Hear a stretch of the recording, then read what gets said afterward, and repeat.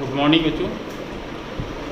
आपको अलंकार इस समय पढ़ाया जा रहा है जो 10th इंटरमीडिएट तक के बच्चों के लिए।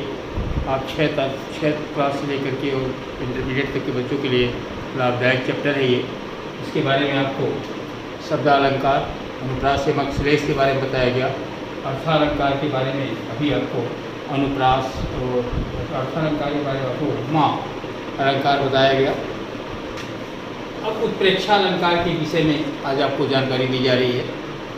उत्प्रेक्षालंकार में पहचान के रूप में ये जाने कि आपको संदेह व्यक्त करने वाले शब्द इसमें जरूर मिलते हैं। ये ऐसा प्रतीत हो रहा है, ऐसा लग रहा है। जब आप काव्य का अर्थ निकालेंगे तो उसमें से ये शब्द जरूर आएगा, ऐसा लग रहा है या ऐसा प्रतीत हो रहा है। इन शब्दों से आप पहचान जाएंगे कि ये उत्प्रेक्षा अलंकार है। मुख्य पहचान में जीवी, मानव, जन, जानव ये शब्द काव्य के बीच में आपके आते हैं। जैसे उदाहरण के तौर पर लता ओट ते प्रकट है कई अवसर दो भाई। लताओं के बीच में से वे दोनों भाई राम और लक्ष्मण प्रकट हुए और किस प्रकार प्रकट हुए ये आपको बताया जा रहा है कि लता ओट ते प्रकट है ते ही अवसर दो भाई निकसे जिमि जुग बिमल विध। आप देखें यहाँ पे अगर चाहें तो जिमि जुग में अनुप्रास है, बिमल विध में भी आपका अनुप्रास है। जलद पटल बिलगाय ल वर्ण की आवृत्ति हो गई है, अभी ल यहाँ पे अनुप्रास है।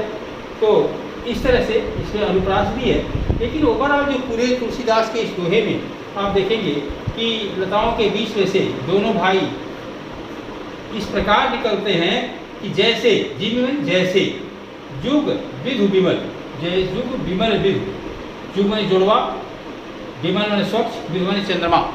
जिस प्रकार से दो चंद्रमा, जलद माने आकाश, पटल माने पूरा आकाश पटल बिलगाय में दिखाई पड़ रहे हैं।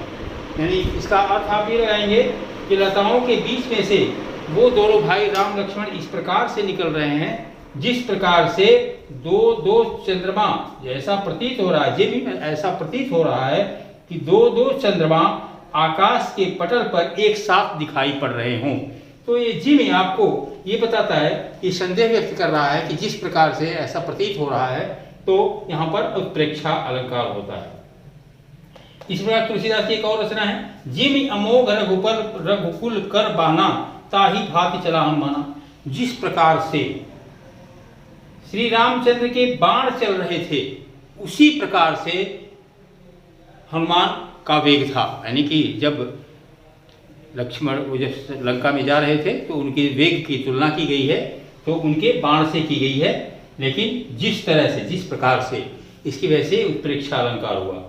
मानव सूर काट डारी है वारी मध्य मीन।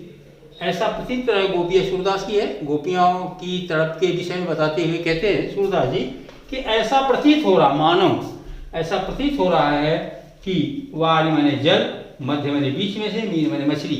ऐसा जो गोपियाँ इस तरह तड़प रही हैं जिस प्रकार से पानी में से मछली को निकाल दिया जाता है।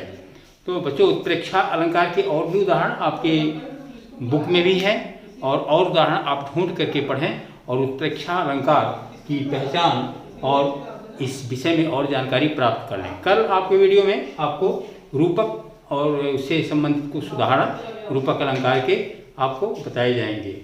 Thank you.